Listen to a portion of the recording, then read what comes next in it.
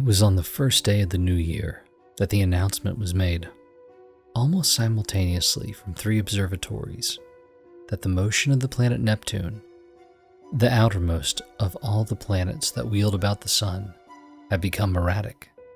Ogilvy had already called attention to a suspected retardation in its velocity in December. Such a piece of news was scarcely calculated to interest the world, the greater portion of whose inhabitants were unaware of the existence of the planet Neptune. Nor outside the astronomical profession did the subsequent discovery of a faint remote speck of light in the region of the perturbed planet cause any great excitement.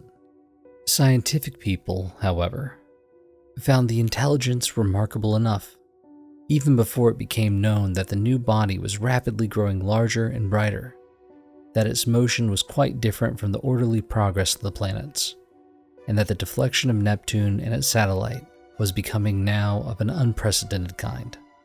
Few people without training in science can realize the huge isolation of the solar system. The sun with its specks of planets, its dust of planetoids, and its impalpable comets swims in vacant immensity that almost defeats the imagination. Beyond the orbit of Neptune, there is space, vacant so far as human observation has penetrated, without warmth or light or sound, blank emptiness, for 20 billion times a million miles. That is the smallest estimate of the distance to be traversed before the nearest of the stars is attained, and saving a few comets, more unsubstantial than the thinnest flame, no matter has ever, to human knowledge, crossed the gulf of space, until early in the 20th century, this wanderer appeared. A vast mass of matter it was, bulky, heavy, rushing without warning out of the black mystery of the sky into the radiance of the sun. By the second day, it was clearly visible to any decent instrument as a speck with a barely sensible diameter. In the constellation Leo near Regulus, in a little while, an opera glass could attain it. On the 3rd day of the new year, the newspaper readers of 2 hemispheres were made aware for the first time of the real importance of this unusual apparition in the heavens. A planetary collision. One London paper headed the news and proclaimed Duchesne's opinion that this strange new planet would probably collide with Neptune. The lead writers enlarged upon the topic, so that in most of the capitals of the world on January 3rd there was an expectation, however vague, of some imminent phenomenon in the sky. And as the night followed the sunset round the globe, thousands of men turned their eyes skyward to see the old familiar stars just as they had always been, until it was dawn in London and Pollux setting, and the stars overhead grown pale. The winter's dawn it was, a sickly filtering accumulation of daylight, and the light of gas and candles shone yellow in the windows to show where people were astir. But the yawning policeman saw the thing. The busy crowds in the market stopped agape. Workmen going to their work betimes, milkmen, the drivers of new carts, dissipation going home jaded and pale, homeless wanderers, sentinels on their beats, and in the country, laborers trudging afield, poachers slinking home. All over the dusky quickening country it would be seen, and out at sea by seamen watching for the day, a great white star comes suddenly into the westward sky. Brighter it was than any star in our skies, brighter than the evening star at its brightest. It still glowed out white and large, no mere twinkling spot of light, but a small, round, clear, shining disk, an hour after the day had come. And where science has not reached, men stared and feared, telling one another of the wars and pestilences that are foreshadowed by these fiery signs in the heavens. Sturdy Boers, dusky Hottentots, Gold Coast Africans, Frenchmen, Spaniards, Portuguese stood in the glow of the sunrise, watching the setting of this strange new star. And in 100 observatories, there had been suppressed excitement rising almost to shouting pitch as the 2 remote bodies had rushed together. There had been a hurrying to and fro to gather photographic apparatus and spectroscope, to gather this appliance and that to record the novel astonishing sight, the destruction of a world. For it was a world, a sister planet of our Earth, far greater than our Earth indeed, that had so suddenly flashed into flaming death. Neptune it was, which had been struck fairly and squarely by the planet from outer space, and the heat of concussion had incontinently turned two solid globes into one vast mass of incandescence. Round the world that day, 2 hours before the dawn, went the pallid great white star, fading only as it sank westward and the sun mounted above it.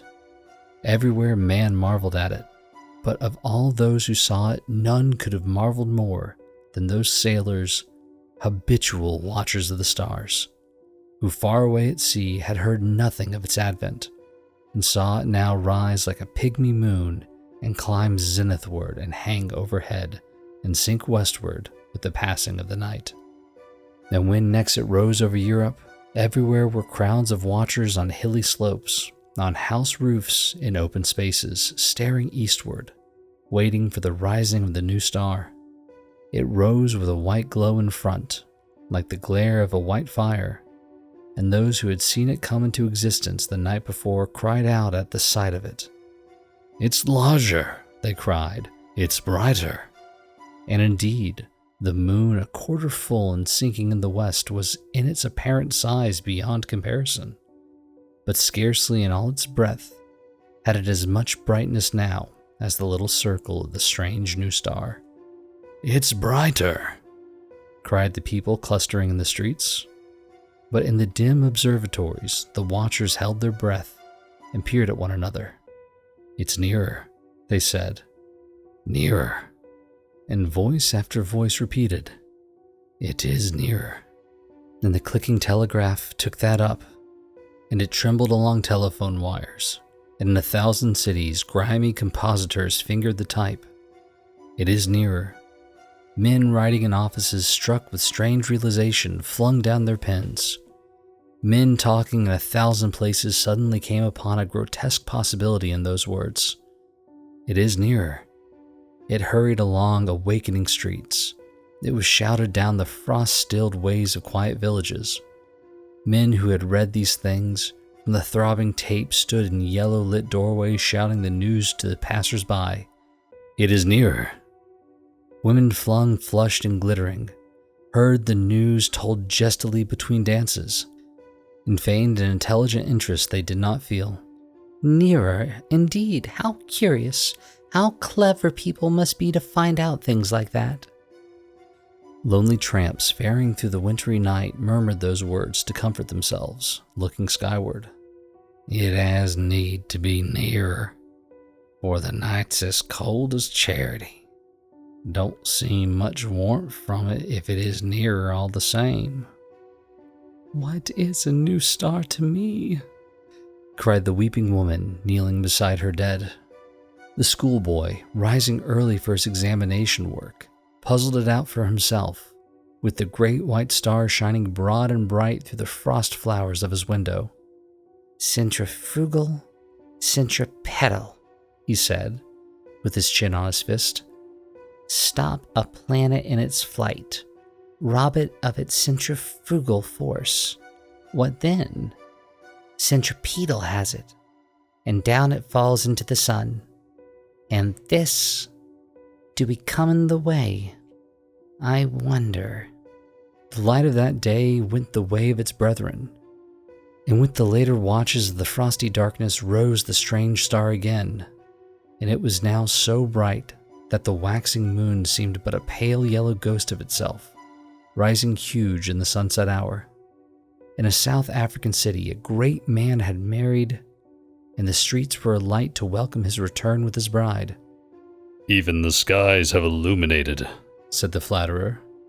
Under Capricorn, 2 African lovers, daring the wild beasts and evil spirits for love of one another, crouched together in a cane brake where the fireflies hovered.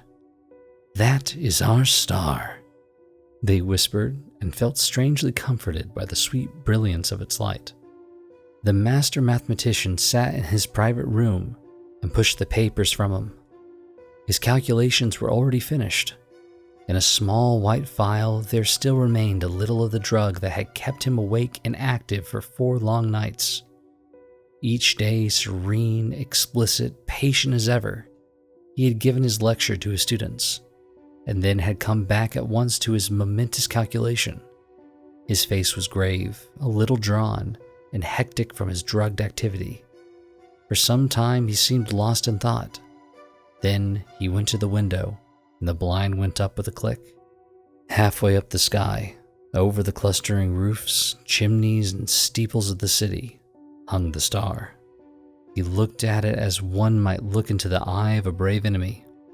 "You may kill me," he said after a silence, "but I can hold you now, and all the universe for that matter, in the grip of this little brain. I would not change even now." He looked at the little file. "There will be no need of sleep again," he said. The next day at noon, punctual to the minute, he entered his lecture theater, put his hat on the end of the table, as was his habit, and carefully selected a large piece of chalk. It was a joke among his students that he could not lecture without that piece of chalk to fumble in his fingers, and once he had been stricken to impotence by their hiding his supply. He came and looked under his gray eyebrows at the rising tiers of young, fresh faces, and spoke with his accustomed studied commonness of phrasing. "Circumstances have arisen, circumstances beyond my control," he said and paused, "which will debar me from completing the course I have designed. It would seem, gentlemen, if I may put the thing clearly and briefly, that man has lived in vain." The students glanced at one another. Had they heard aright? Mad. Raised eyebrows and grinning lips there were, but 1 or 2 faces remained intent upon his calm, gray-fringed face. "It will be interesting," he was saying, "to devote this morning to an exposition, so far as I can make it clear to you, of the calculations that have led me to this conclusion. Let us assume." He turned toward the blackboard, meditating a diagram in the way that was usual to him. "What was that about, lived in vain?" whispered one student to another. "Listen," said the other, nodding toward the lecturer. And presently they began to understand. That night the star rose later, for its proper eastward motion had carried it some way across Leo toward Virgo, and its brightness was so great that the sky became a luminous blue as it rose, and every star and planet was hidden, save only Jupiter near the zenith, Capella, Aldebaran, Sirius, and the pointers of the Bear. It was all white and beautiful. In many parts of the world that night a pallid halo encircled it about. It was perceptibly larger. In the clear, refractive sky of the tropics, it seemed as if it were nearly a quarter of the size of the moon. The frost was still on the ground in England, but the world was as brightly lit as if it were midsummer moonlight. One could see to read quite ordinary print by that cold, clear light. And in the cities, the lamps burnt yellow and wan. And everywhere the world was awake that night, and throughout Christendom, a somber murmur hung in the keen air over the countryside, like the buzzing of the bees in the heather. And this murmurous tumult grew to a clangor in the cities. There was the tolling of the bells in a million belfry towers and steeples, summoning the people to sleep no more, to sin no more, but to gather in their churches and pray. And overhead, growing larger and brighter as the earth rolled on its way and the night passed, rose the dazzling star. And the streets and houses were alight in all the cities. The shipyards glared, and whatever roads led to high country were lit and crowded all night long. And in all the seas about the civilized lands, ships with throbbing engines and ships with bellying sails, crowded with men and living creatures, were standing out to ocean and the north. For already the warning of the master mathematician had been telegraphed over the world. and translated into 100 tongues. The new planet and Neptune, locked in a fiery embrace, were whirling headlong, even faster and faster toward the sun. Already every second this blazing mass flew 100 miles, and every second of its terrific velocity increased. As it flew its course, it must pass 100 million of miles wide of the Earth and scarcely affect it.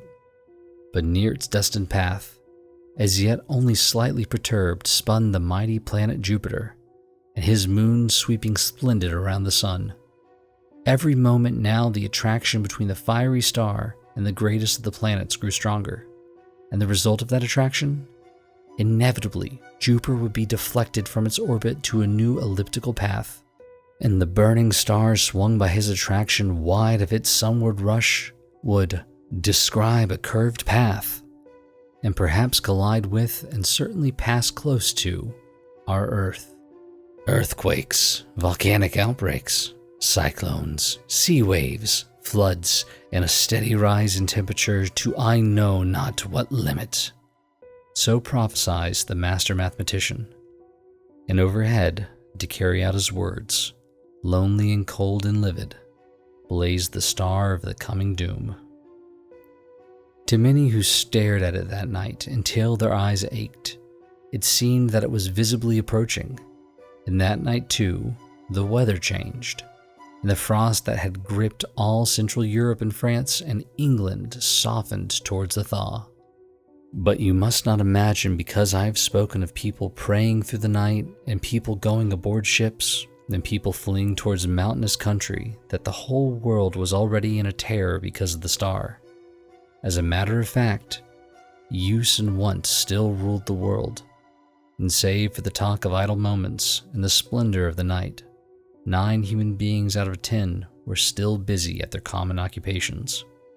In all the cities, the shops, save one here and there, opened and closed at their proper hours. The doctor and the undertaker plied their trades, and workers gathered in the factories. Soldiers drilled, scholars studied, lovers sought one another. Thieves lurked and fled. Politicians planned their schemes. The presses of the newspapers roared through the night, and many a priest of this church and that would not open his holy building to further what he considered a foolish panic. The newspaper insisted on the lesson of the year 1000, for then too people had anticipated the end. The star was no star, mere gas, a comet. And were it a star, it could not possibly strike the earth. There was no precedent for such a thing. Common sense was sturdy everywhere, scornful, jesting, a little inclined to persecute the obdurate fearful. That night at 7:15 by Greenwich time, the star would be at its nearest to Jupiter. Then the world would see the turn things would take. The master mathematician's grim warnings were treated by many as so much mere elaborate self-advertisement. Common sense at last, a little heated by argument, signified its unalterable convictions by going to bed. So too barbarism and savagery, already tired of the novelty, went about their nightly business, and save for a howling dog here and there, the beast world left the star unheeded. And yet, when at last the watchers in the European states saw their star rise an hour later, it is true, but no larger than it had been the night before, there were still plenty awake to laugh at the master mathematician, to take the danger as if it had passed. But hereafter the laughter ceased. The star grew. It grew with a terrible steadiness hour after hour, a little larger each hour, a little nearer the midnight zenith, and brighter, until it had turned night into day. Had it come straight to Earth instead of its curved path, had it lost no velocity to Jupiter, it must have leapt the intervening gulf in a day. But as it was, it took 5 days altogether to come by our planet. The next night it had become a third the size of the moon before it set to English eyes, and the thaw was assured. It rose over America, nearly the size of the moon, but blinding white to look at, and hot. And a breath of hot wind blew now with its rising and gathering strength. And in Virginia, in Brazil, and down the St. Lawrence Valley, it shone intermittently through a driving reek of thunderclouds, flickering violent lightning, and hail unprecedented. In Manitoba were a thaw and devastating floods. And upon the mountains of the earth, the snow and ice began to melt that night, and all the rivers coming out of high country flowed thick and turbid, and soon, in their upper reaches with swirling trees and the bodies of beasts and men, they rose steadily, steadily in the ghostly brilliance, and came trickling over their banks at last, behind the flying population of their valleys. And along the coast of Argentina and up the South Atlantic tides were higher than they had ever been in the memory of man, and the storms drove the waters in many causes scores of miles inland, drowning whole cities. And so great grew the heat during the night, that the rising of the sun was like the coming of a shadow. The earthquakes began and grew until all down America from the Arctic Circle to Cape Horn hillsides were sliding, fissures were opening, and houses and walls crumbling to destruction. China was lit glowing white, but over Japan and Java and all the islands of Eastern Asia, the great star was a ball of dull red fire, because of the steam and smoke and ashes the volcanoes were spouting forth to salute its coming. Above were the lava, hot gases, and ash, and below the seething floods, and the whole earth swayed and rumbled with the earthquake shocks. Soon the immemorial snows of Tibet and the Himalayas were melting and pouring down by 10 million deepenings, converging channels upon the plains of Burma and Hindustan. The tangled summits of the Indian jungles were aflame in 1,000 places, and below the hurrying waters around the stems were dark objects that struggled feebly and reflected the blood and red tongues of fire. And in an ungovernable confusion, a multitude of men and women fled down the broad riverways to that one last hope of men, the open sea. Larger grew the star, and larger, hotter, and brighter with a terrible swiftness now. The tropical ocean had lost its phosphorescence, and the whirling steam rose in ghostly wreaths from the black waves that plunged incessantly, speckled with storm-tossed ships. And then came a wonder. It seemed to those who in Europe watched for the risings of the star that the world must have ceased its rotation, and 1,000 open spaces of down and upland, the people who had fled thither from the floods and the falling houses and sliding slopes of hill watched for that rising in vain. Hour followed hour, through a terrible suspense, and the star rose not. Once again, men set their eyes upon the old constellations. They had counted them lost to them forever. In England, it was hot and clear overhead, though the ground quivered perpetually. But in the tropics, Sirius and Capella and Aldebaran showed through a veil of steam, and when at last the great star rose, near 10 hours late, the sun rose close upon it, and in the center of its white heart was a disk of black. Over Asia, the star had begun to fall behind the movement of the sky, and then suddenly, as it hung over India, its light had been veiled. All the plain of India, from the mouth of the Indus to the mouths of the Ganges, was a shallow waste of shining water that night, out of which rose temples and palaces, mounds and hills, black with people. Every minaret was a clustering mass of people, who fell one by one into the turbid waters as heat and terror came over them. The whole land seemed a wailing, and suddenly there swept a shadow across that furnace of despair, and a breath of cold wind, and a gathering of clouds out of the cooling air. Men looking up nearly blinded at the star, and saw that black disk creeping across the light.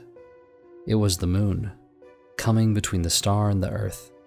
And even as men cried to God at this respite, out of the east with a strange, inexplicable swiftness sprang the sun. And then star, sun, and moon rushed together across the heavens.